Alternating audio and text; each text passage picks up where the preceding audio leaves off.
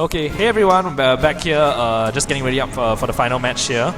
Once again, it's me, Isaac, with Melvin here. And in the final game today, we're going to be seeing Jonathan against Matthew Hui. Matthew's another seasons player who's been around for a really long time here. Was actually Singapore's champion all the way back in 2011 with the exclusively Unova Dex format. Hasn't really had many claims to fame recently, but definitely a strong player. And someone we tend to go to a lot for theory advice on the meta game. I would say that Matthew's grasp on the meta game is in a way beyond most of us. Although it's really hard. Although his theory doesn't seem to translate into practice often, judging by his recent performance. Anyway, I believe we're going to be bringing up the usage stats for today's tournament shortly, and we're going to be able to take a look at those. Yep, here we have them. Rather surprising turn of events, I would say. Don't you agree? General Flame in the #1 spot. Rather apt for the Lunar New Year, considering Talon Flame's auspicious coloring. Although it's really surprising to not see the other very auspiciously colored Pokemon, Groudon, sitting at the top, instead sitting at all the way down at #5. Lower than Kyogre. Lo and behold. Looks like the tides of this metagame have shifted around, if you know what I mean.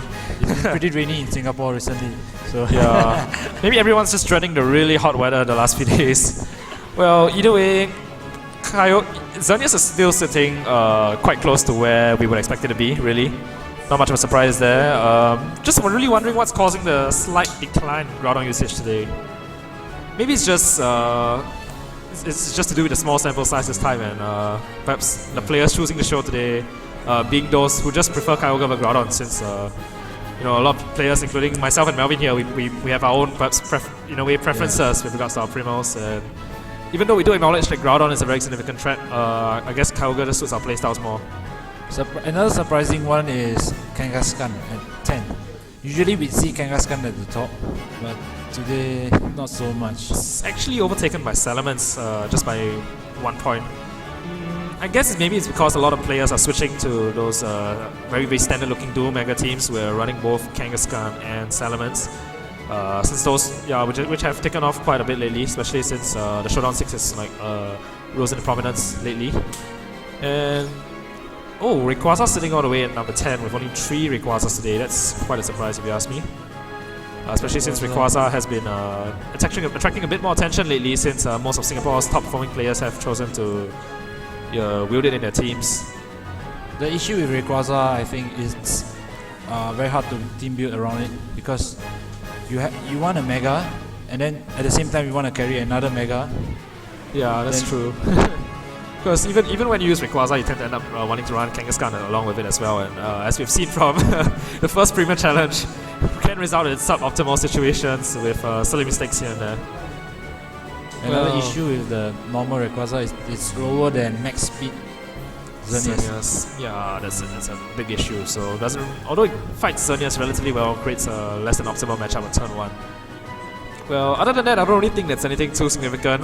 Ignoring the Solosis sitting at #19, which we've already learned was a filler slot. And Vileplume actually, Vileplume probably the most interesting Pokemon on the turntable, say for Solosis. And believe it or not, we're actually about to see it in the next match here. It's on Matthew's team. Yeah. Probably.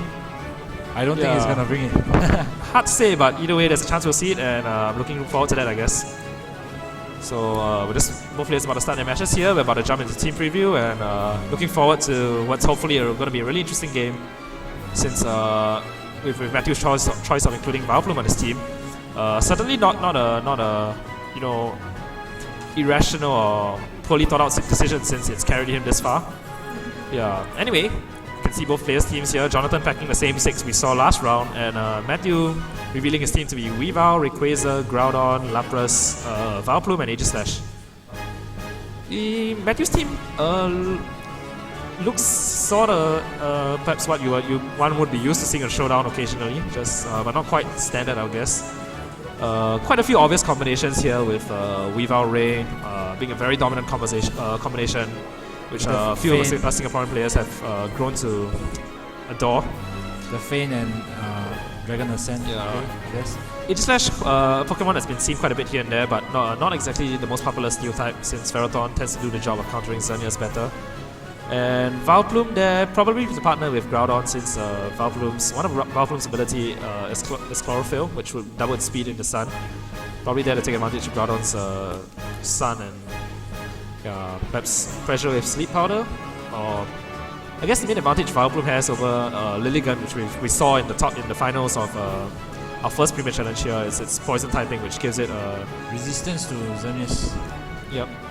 And the ability to pressure Xerneas with super effective poison type attacks, like obviously Charge Bomb. I don't think there's any other viable poison type attack for Vileplume, which actually might give Matthew a bit of an advantage here against Jonathan's Xerneas leads. Yep, we do see Matthew going for the Groudon's Vileplume lead. And Jonathan gonna bring out Chiang and Talonflame. Looks like Matthew's read completely backfired here.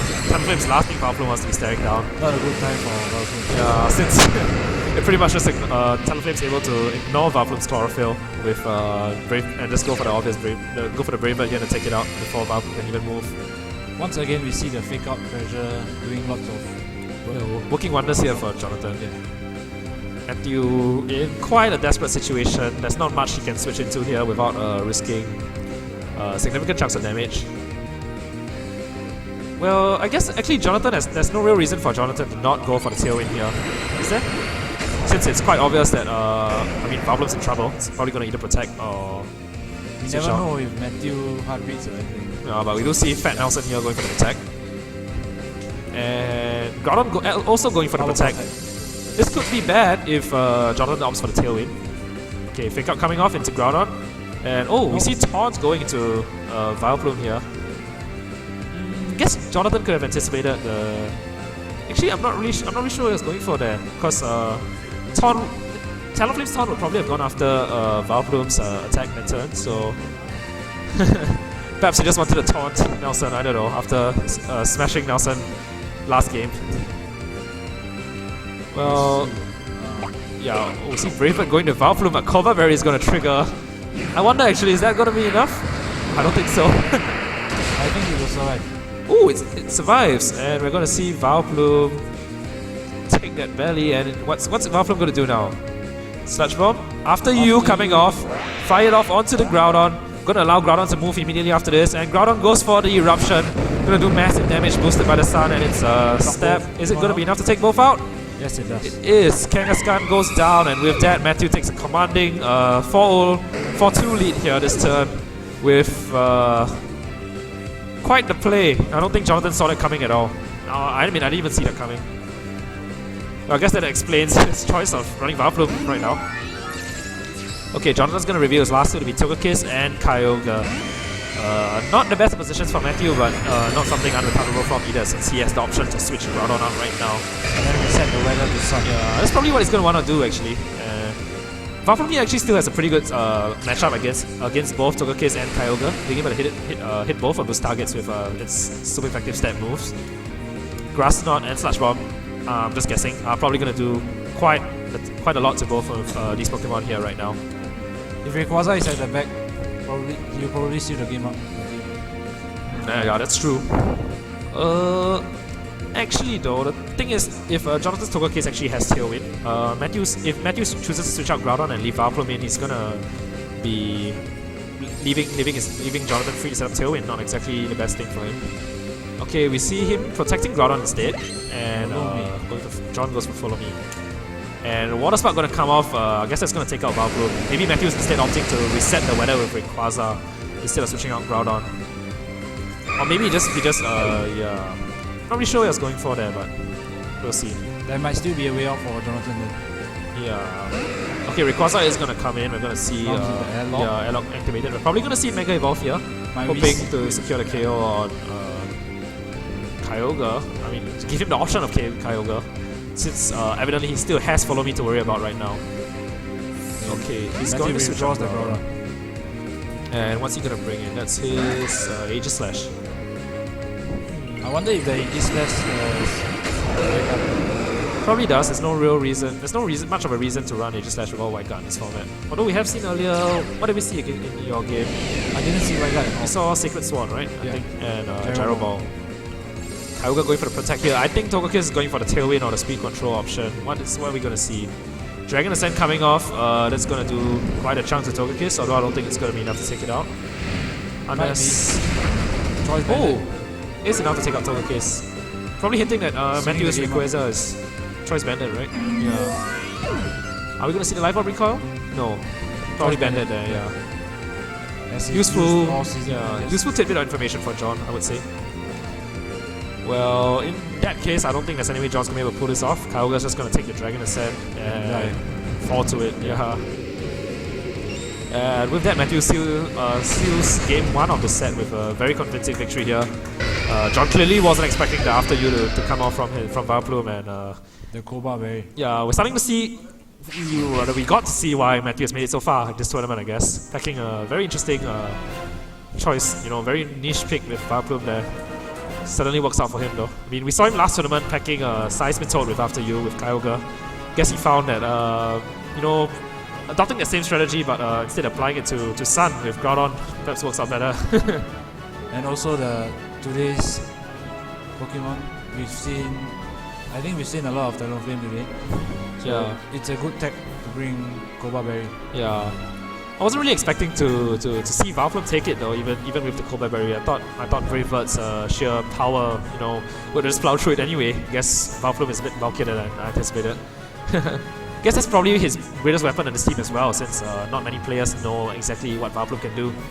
I mean, I've seen a bit of Vileplume here and there in multi-battles, where we tend to bring a more interesting Pokemon, but never really, we've never really played against Vileplume before in this format, so we're not really sure how much damage it can take from the common attacks or what kind of items or sets it tends to run. But when you run Cobra Berry, you want to survive Brave Bird. You want to That's true. be able to survive. Otherwise, Yeah. you'll be a non-item. Well, either way, I'm guessing we're going to see John switching his leads up a bit to prepare better for Matthew's team combination, but looks like we're just seeing the same leads from his end, although Matthew switches things up, leading with Aegis Slash and Rayquaza this time. Aegis carries Sacred Sword. Not a bad position for him, yeah, with Sacred Sword under his belt, so Kangaskhan's actually in a really dangerous position right now. It's going to take a ton of damage from both Rayquaza and Aegis Slash's attacks. Although it is free to go for the Fake Out onto Rayquaza, and as we've seen earlier, Rayquaza is choice banded. Not going to be able to defend against that. Well, what do you think John's going to do now? I think it's quite a commanding position for him again. Seems to be the case every time he brings his Kangaskhan onto the field. I think Matthew will switch Rayquaza out. Yep, that's what we're going to and then see. go for the Sacred Sword. Groudon coming in, that's could be a bit dangerous depending on what Jonathan goes for. Since Flare Blitz gives, Flare Blitz is now going to be able to take out Matthew's Aegis Slash cleanly with the boost from the Sun. So if John went for that, that's actually going to set Matthew back quite a bit. Shield? We might see a King Shield. True. King Shield would be the play here. Okay, we see Kangaskhan Mega evolving. Probably went for the attack on Rayquaza. It's pretty obvious because choice band. Yeah, it would have been free damage regardless. Oh, we do see the King Shield coming out. Now the question is if John is going to go for the Flare Blades. This could be big. Okay, we see Fake Out connecting, going into the Groudon. Formerly the Rayquaza, of course, the obvious play to make with no real downsides. Yeah. Oh, but Tailwind comes off, so Matthew's not going to be able to take advantage of King Shield's special feature, which is to drop the attacker's attack by 2 stages. The big elephant in the room, Groudon, being able to take a double target from Talonflame and Kangaskhan probably. But it does, that would deprive Groudon of its prime option here of Eruption actually. Okay, Talonflame going for the taunt onto Aegis Slash, not wanting Aegis Slash should be pulling off any White Guards or King Shields for the next 2 turns, I guess. Double Edge coming off into Groudon, it's going to be able to take it quite comfortably. John trying to sack the Kangaskhan. Is he? What are we going to see? Earth Power coming out to Kangaskhan. I don't think that's going to be enough to take it out, is it? Probably going to be enough with Sacred Sword here. And yep, we're going to see Sacred Sword coming off, and it's going to take out Kangaskhan for this match. John actually in a pretty good position right now with Tailwind up and... sorry, is Tailwind up? No. Tailwind's up. Tailwind's up, yeah. With Tailwind up and Aegis Slash locked into, Blade form since It'd be good to bring in Kyogre now. True. Are we gonna see Kyogre? Yep, Kyogre coming in, and now Matthew doesn't even have the option of white guarding if he does carry white guard, since now his Ancient Dash is taunted. And that basically gives Kyogre free reign here. Excuse the pun. Well, okay, Matthew does have his Rayquaza in the back. That goes some way in helping him out here. Although He's in a bad spot because VGC16 needs to switch or die. that is true. If he has Lapras at the back, Yeah, if he has Lapras in the back, the double switch now would be a obvious decent call. But even with the obvious switch, I don't think that Jonathan really has any reason to not just go for the obvious play here and just go for the spread attacks. Really. Okay, Lapras coming in. Is Jonathan going to go for the Scowl actually? It's not gonna matter because if you do a double target, Okay, looks like he's going for the double target. Brave Bird going to Aegis Slash. And yeah, we do see Water Spout coming off. Lapras going to be able to take it to Water Absorb, but Aegis Slash is going down. Groudon still in KO range of Brave Bird. That is Probably true. gonna Very double dangerous. protect. Very big threat for Matthew here. Okay, I'm actually thinking we're probably gonna see Rayquaza come in right now, since Choice Band Extreme Speed is actually gonna be able to take out Talonflame at this range. And if Matthew Mega Evolves, he's gonna be able to easily take an Ice Beam from Kyogre. And Lapras is gonna be able to face off quite comfortably against Kyogre, since it has Water Absorb, as we've seen, and has access to Freeze Dry. Quite a powerful move in the sense that it hits Kyogre for super effective damage. So now Talonflame has to protect or switch. And, He won't be able to move at all. okay, see Matthew staying in. Probably gonna go for the Extreme Speed here. And then freeze dry on Kyogre. Yeah, oh, does he go for the Dragon Ascent, actually?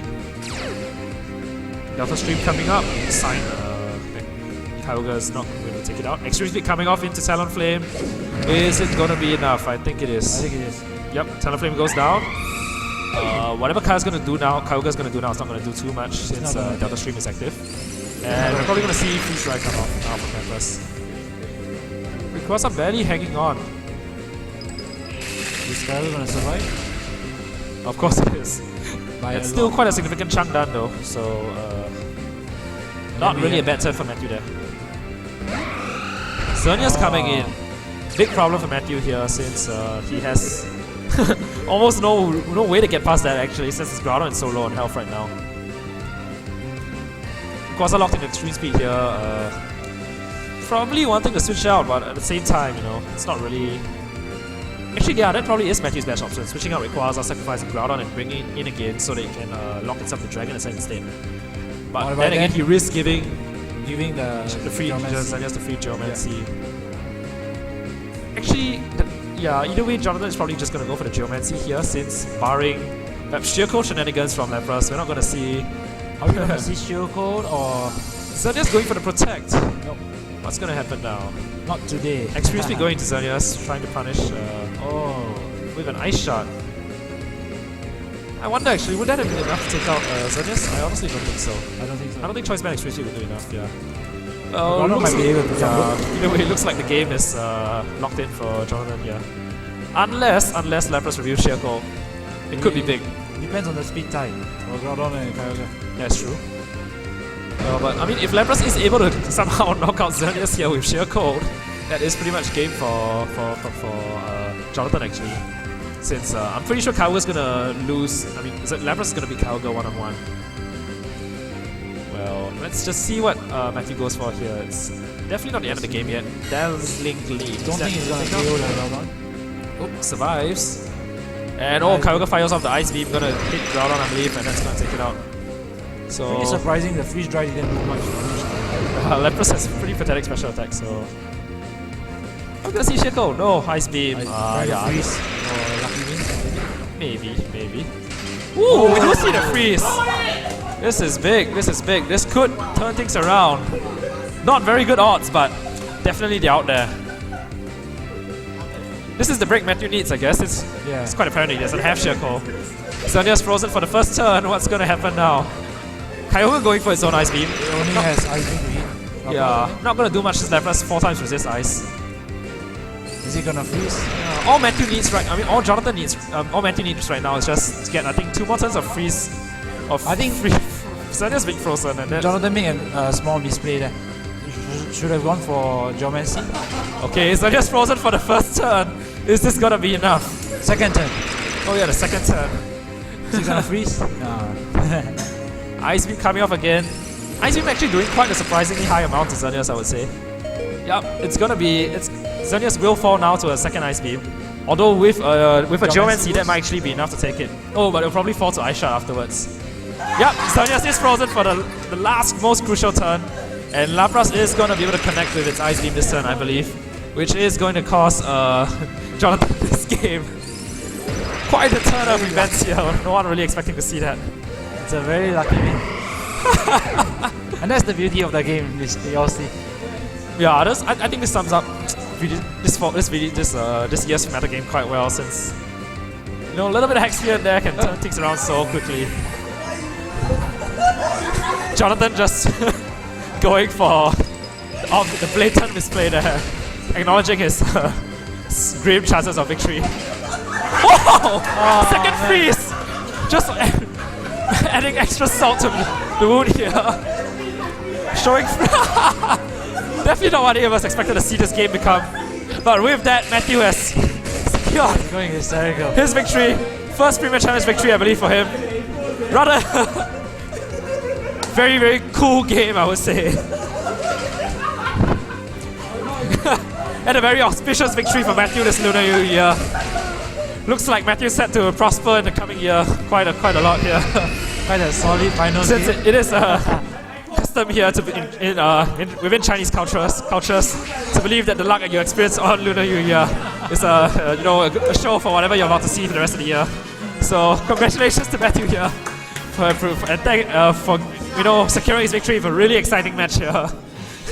Not the best display of strategic brilliance, but still an amusing watch nonetheless. Hello everyone, we are back here now with today's champion Matthew Hui here next to me. Securing a very convincing victory, I would say. You could put it that way. Yeah, also evidently in his favor. We see the slightly sore opponent behind Jonathan. So how do you feel I wouldn't say your game was a very clean sweep, was it? I think you know my style by now. I actually carry a gimmick in my team. So I'll try and gimmick my opponent in game 1. Then from there, you kind of feel your way through game 2 and 3. And well, Ice Beam came through. Indeed, rather cool display of your tricks there. So, I'm sure a few of us here are actually really curious as to why your Lapras is not running perhaps the more obvious gimmick and the more obvious way of breaking Xerneas in Sheer Cold, since your odds of pulling in a Sheer Cold sweep then would have been a lot better than relying on Ice Beam actually. Yeah, in that situation, definitely. It's definitely a better tech for Xerneas, but I thought, carrying the EG Slash, as well as... But generally, my team it's a bit hostile to Xerneas. It's hostile to Xerneas boosting. I usually can hit it before it gets anything off and then finish That's off. true, priority. that's very true. So I thought, so the thing is, Ice Beam is a better... Ice Beam wins me the 1v1 against Rayquaza. Oh really, is it? Because Ice Freeze Dry and Ice Shot. Because even assuming -1 defense, Freeze Dry and Ice Shot do not guarantee a KO on Mega Rayquaza even after the first Dragon That's Ascent. very depressing. Whereas Ice Beam and Ice Shot will guarantee me that kill, whereas Dragon Ascent cannot KO me. Well, certainly worked out for you there. I don't think anyone's really expecting Lapras to carry this far, even though we've seen Lapras a fair bit this season. I mean, considering that it is a Lapras, since it did win, did appear on one of the more famous PC winning teams on John Woo's team. Honestly, I think I got a bit lucky because No, not that's just a bit of an that, understatement. I got a bit lucky in my matchups as well because Lapras in theory was Kyogre, but we all know that Kyogres tend to run Thunder. But all the Kyogres I ran into today didn't carry Thunder, so my Lapras is able to wall them quite effectively. It's not really much of a surprise, I would say, to see Actually, Kyogres without locally, Thunder. I mean, last PC actually, both the finalists had Thunder on their Kyogres. So I was thinking that the local scene will actually adapt to that. So I was a bit wary of bringing Lapras actually because I actually kept John Woo's spread, which survives the 2-hit Thunder from Kyogre. But See, well, it didn't end up mattering, but a special bulk definitely came into a play. bit of a shock, I guess. Well, either way, I guess you also could say that you did get lucky in the sense that Yes. today's meta was rather surprisingly Outlandish, yeah. It's not something you expect. I only ran into one Showdown special. in Nelson or 2. I don't think Jonathan counts. Jonathan is a modified showdown special. Yeah, but Nelson wrecked me with the showdown I mean, the special. fact that there were so few ground-ons today really probably gave you a bit of an advantage here, since your team was so well prepared to deal with Kyogre.